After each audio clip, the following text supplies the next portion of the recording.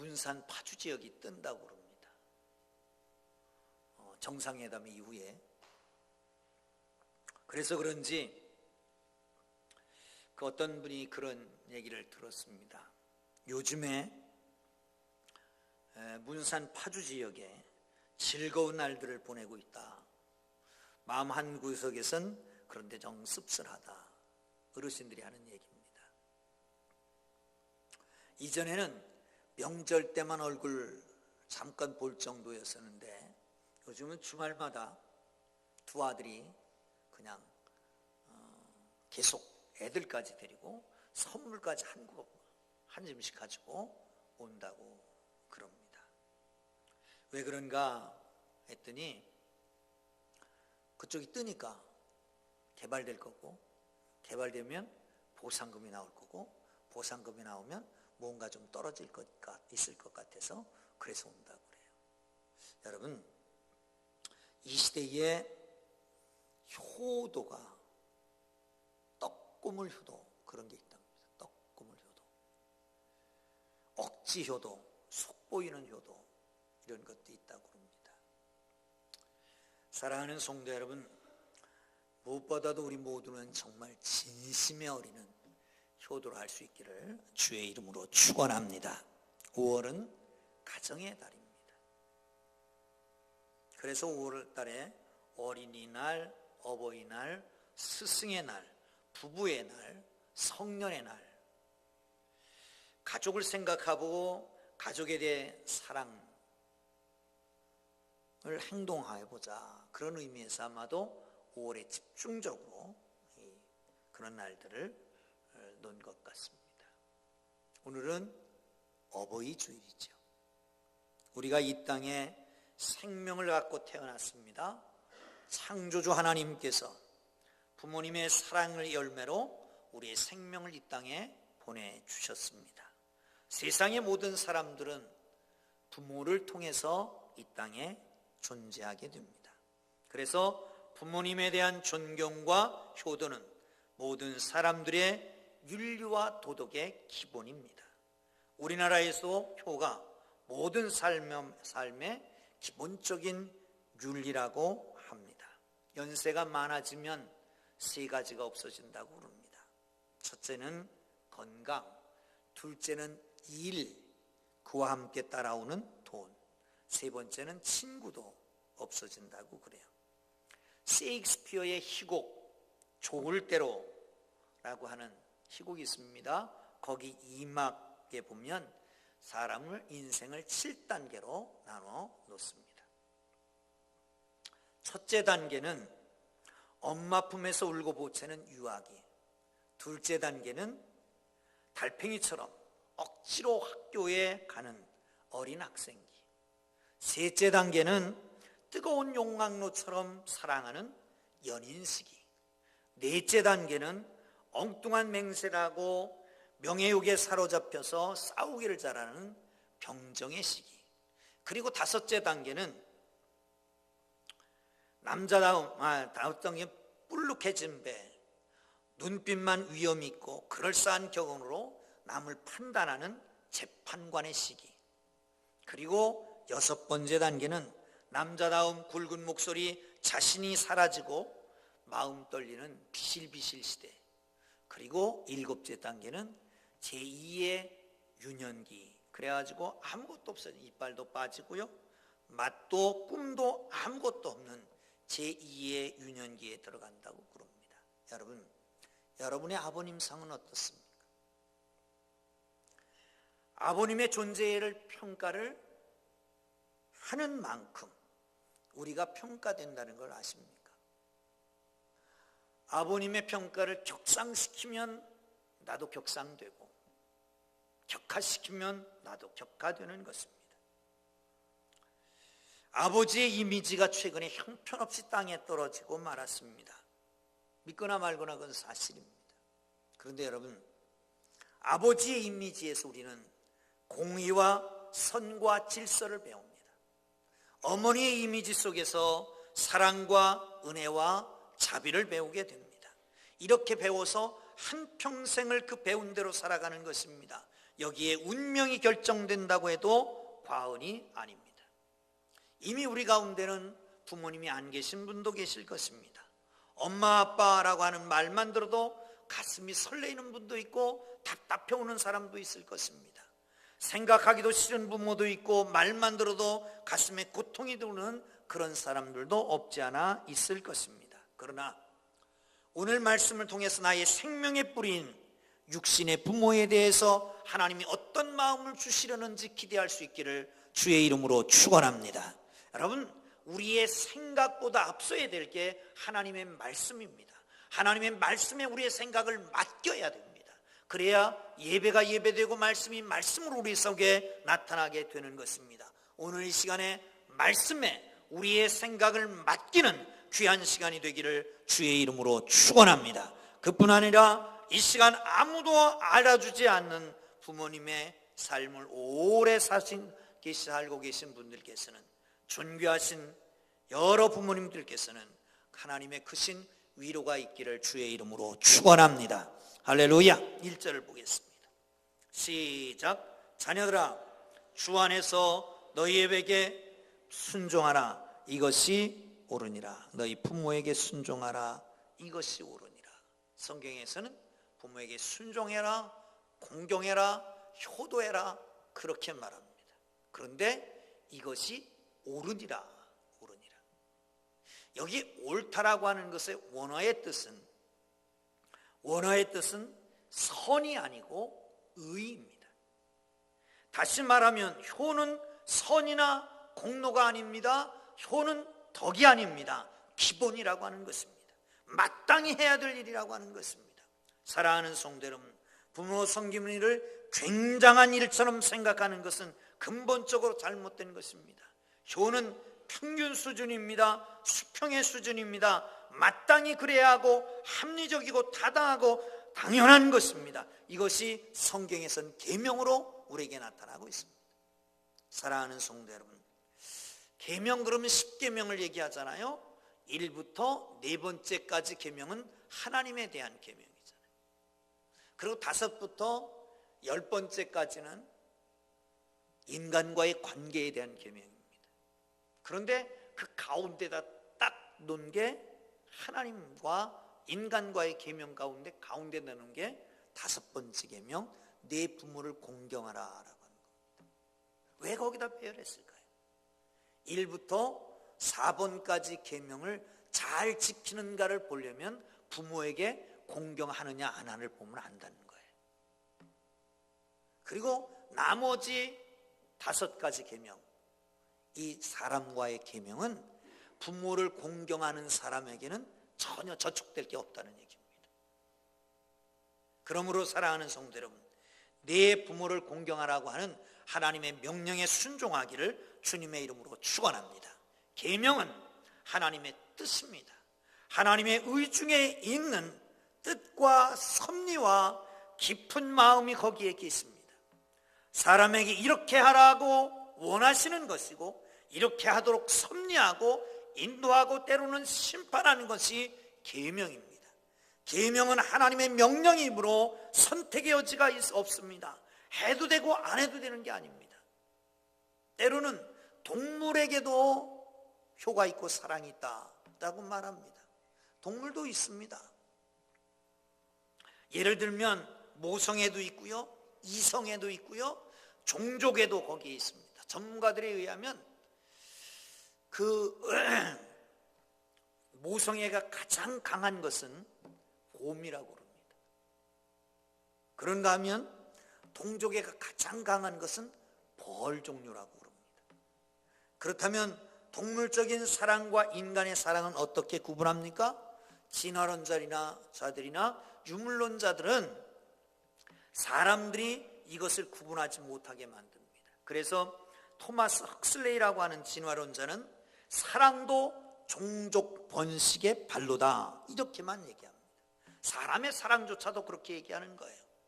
동물적인 사랑과 인간의 사랑을 동일시하고 있습니다. 인간적인 사랑이 결코 동물적인 사랑과 동일시되어서는 안 되는 이유가 있습니다. 뭘까요? 동물적인 사랑은 자식을 끔찍하게 사랑합니다. 여러분, 새를 보세요. 새는 자기가 먹었던 것을 토해가지고 새끼에게 먹입니다. 이렇게 극진히 사랑합니다. 그런데 커서 성장하고 나면 새들은 너는 너, 나는 나. 관계가 전혀 없이 끊어집니다. 동물들이 늙은 동물을 보호하고 섬기는 것 봤습니까? 그렇지 않습니다. 나이가 들어서 늙으면 그냥 내버리는 게 동물입니다. 오히려 그 살을 파먹잖아요. 이게 동물의 사랑이란 말이죠. 그런데 사람의 사랑은 결코 아닙니다. 사람은 끝까지 사랑하고 끝까지 사랑받는 것, 이것이 사람인 걸 믿으시기를 축원합니다. 죄송하지만 모자라는 인간들은 동물적인 사랑을 합니다. 어렸을 때는 그렇게 아주 귀중하게 사랑하고 그래요. 그런데 나이가 들면 헐고 뜯고 싸우고 그래요. 동물적인 사랑 아니고 뭡니까? 여러분, 계명에는 납득이 필요 없습니다. 이해가 필요 없습니다. 그냥 순종만 있을 뿐입니다. 박상철 교수라고 하는 분이 있습니다. 이분이 서울대학 의과대학 교수인데 체력과학노화연구소, 체력과학노화연구소라고 하는 연구소를 차리고 당시에 처음에 만들었을 때 우리나라에 있는 100세 이상의 노인들을 다 인터뷰를 합니다. 조선일보하고 같이 다 인터뷰를 합니다. 그리고 장수의 요인을 발견하게 되는 거예요. 장수의 요인은 뭐냐? 유전이냐? 아니다. 생활 양식이나 환경이 중요하다. 100세가 넘어서도 치매에 걸리지 않고 성경을 읽고 신문도 읽고 전혀 불편함이 없이 활동하는 부모들은 대부분 가족 관계가 좋았다는 겁니다. 특별히 며느리나 자식들에게 공경받는 부모들이었다는 거예요. 그 중에서 특히 고부간의 관계가 좋은 사람, 착한 며느리가 있는 사람은 더 장수했다라고 보고하고 있습니다. 사랑하는 성도 여러분, 물론 부모에게도 문제가 있습니다. 사람이기 때문에 실수도 있을 수 있습니다. 불완전합니다. 감춰야 될 만한 허물들도 있을 수 있습니다. 그러나 성경에서는 자식이 부모의 잘못된 것을 바로잡으라고 하지 않았습니다.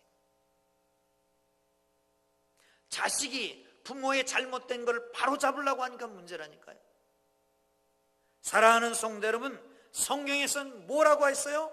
바로잡으라고 하지 않고 공경해라, 순종해라, 효도해라, 이 말밖에 없습니다. 사랑하는 성도 여러분, 그게 우리의 소관입니다.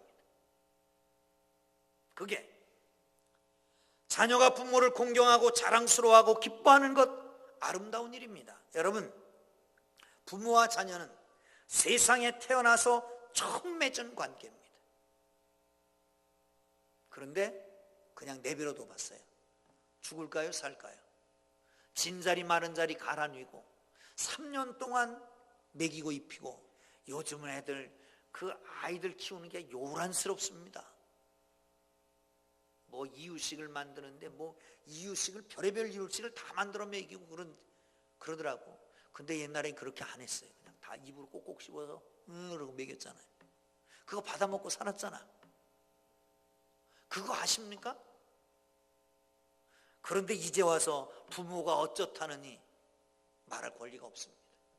사랑하는 성도 여러분, 부모님을 생각만 하고 부모님을 존경하고 공경하고 효도하는 것, 이게 바로 영광이고 마땅히 해야 될 바고 하나님 앞에 상급이 있는 걸 믿으시기를 축원합니다. 할렐루야. 2절을 보겠습니다. 시작. 네 아버지와 어머니를 공경하라. 이것은 약속 있는 첫 계명이니 이로써 내가 잘되고 땅에서 장수하리라. 아멘.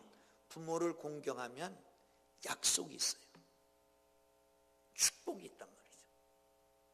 다른 계명에는 또 다른 게 없습니다. 단 하나 있어요. 바로 앞에 네 번째 계명. 안식일을 기억하여 그날을 거룩하게 하라. 그러면 어떤 복이 있다? 자손 만대로 복을 줄 것이다.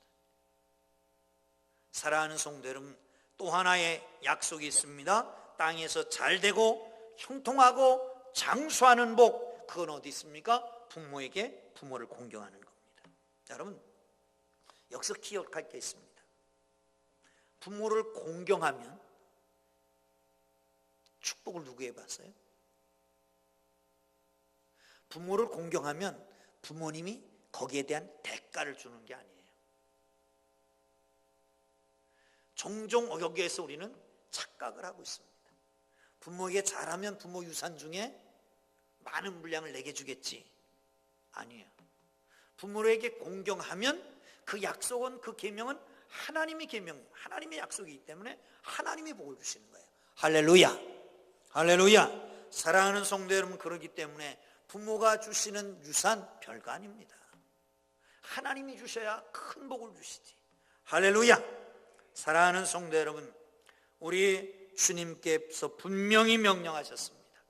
부모를 순종하라, 공경하라, 이 계명을 우리에게 가르쳐 주셨습니다. 계명이라는 것은 안 지켜도 되는 게 아닙니다. 그것은 지켜야만 하는 겁니다. 그런데 약속까지 붙어 있습니다. 상을 주신다라고 합니다. 주 안에서 부모를 잘 공경하기를 주의 이름으로 축원합니다. 환경이나 조건이나 이해관계 때문에 공경하는 게 아니라 주님이 보여주신 대로, 주님이 가르쳐 주신 대로, 주께서 기준을 세워주신 대로 부모님을 공경하는 하나님의 사람들 되기를 주의 이름으로 축원합니다. 할렐루야.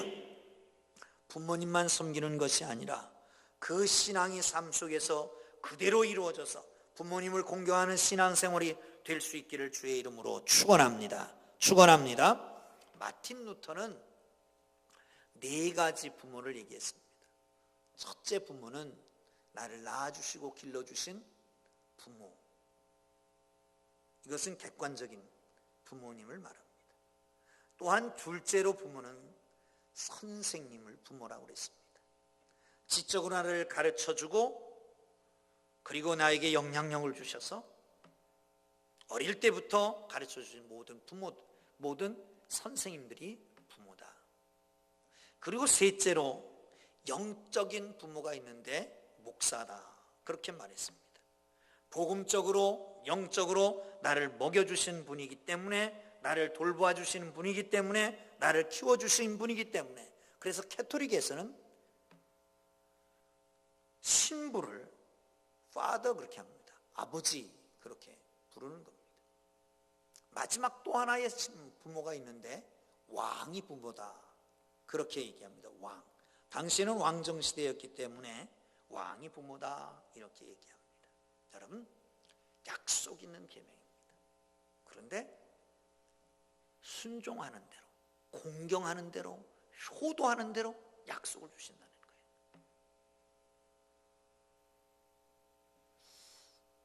어떤 집안에 5살 먹은 아이가 유치원에 갔다 왔대요. 유치부 교회.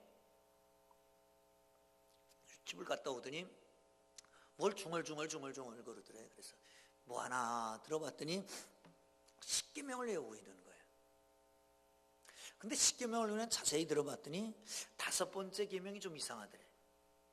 뭐라고 그러냐면 내 부모를 공격하라, 내 부모를 공격하라 그러더래. 그래서 야 이놈아, 공격하라가 아니라 공경하는 거야.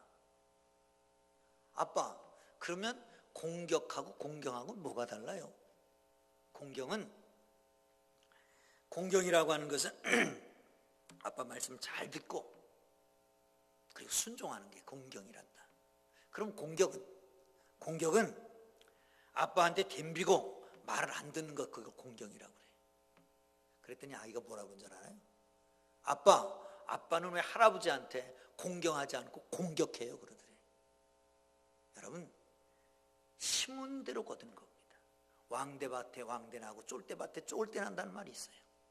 심은 대로 거두는 것 성경적입니다.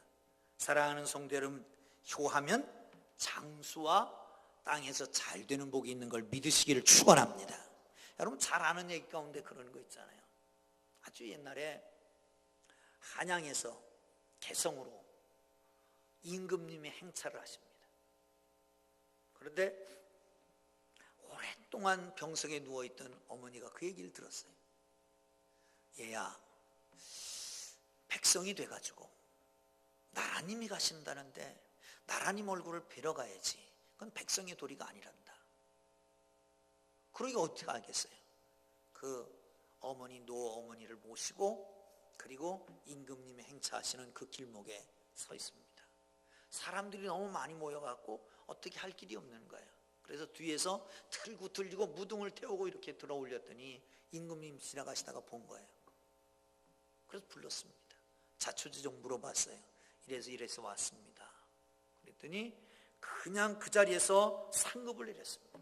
금 100냥 그리고 쌀 한 섬을 상급으로 줘라.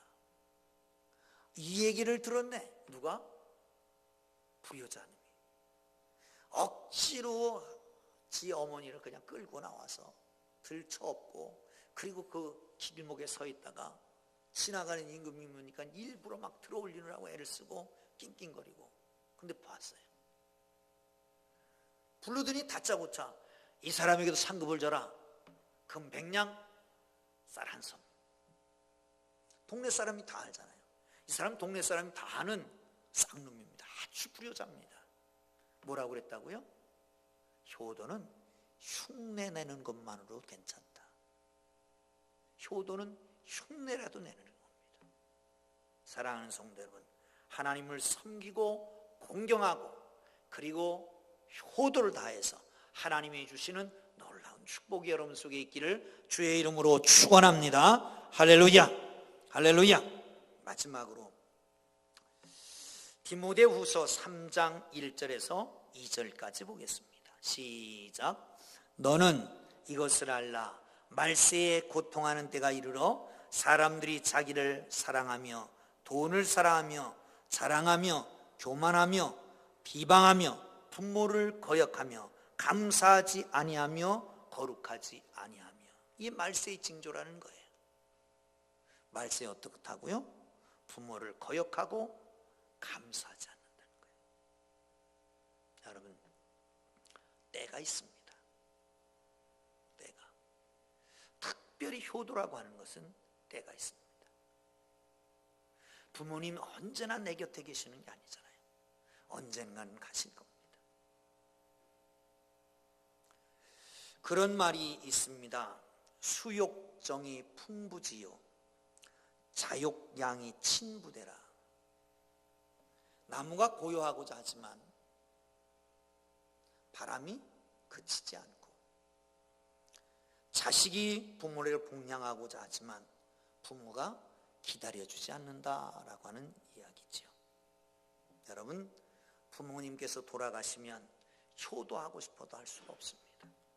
뒤늦게 후회하지 말고 부모만큼 소중한 분을 세상에 없습니다. 그러기에 부모님 살아계실 때에 잘해야 됩니다.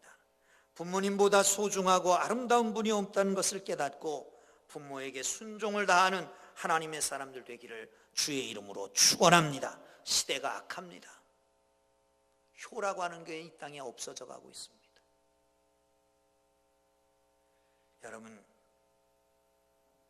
크리스찬들은 그래서는 안 되잖아요.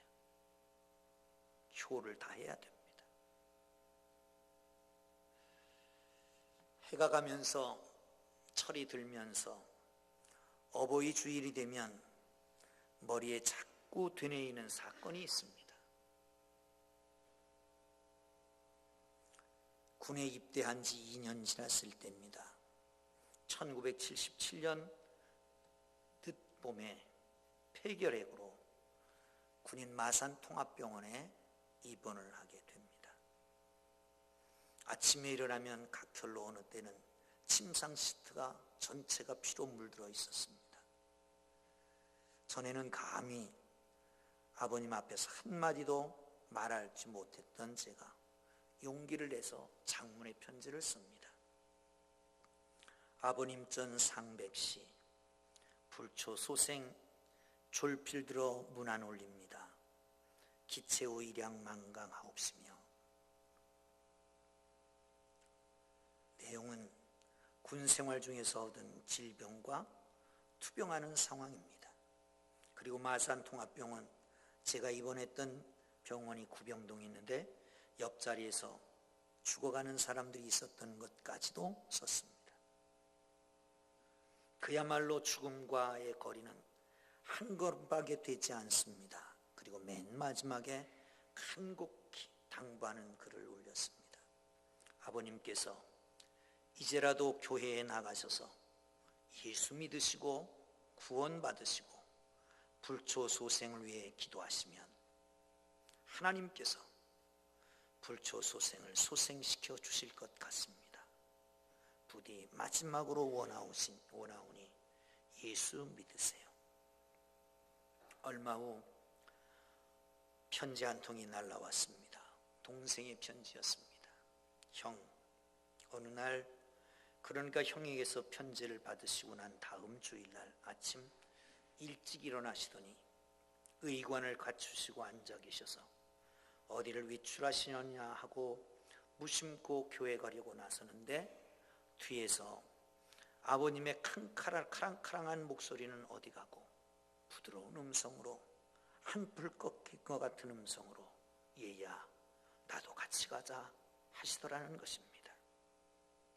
그때를 생각하면 가슴이 미어옵니다.